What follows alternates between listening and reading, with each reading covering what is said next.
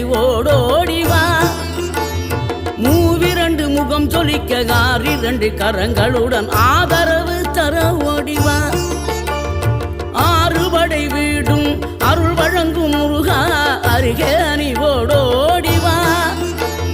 மூவிரண்டு முகம் ஜொலிக்க ஆறிரண்டு கரங்களுடன் ஆதரவு தர ஓடிவா ஈசன் மகனே என்னை காக்க இங்க உனையன்றி வேறாரையா நெஞ்சார நான் நினைக்க பஞ்சாமிர்தம் கொடுக்கும் ஒரு தெய்வம் நீதானையா ஒரு தெய்வம்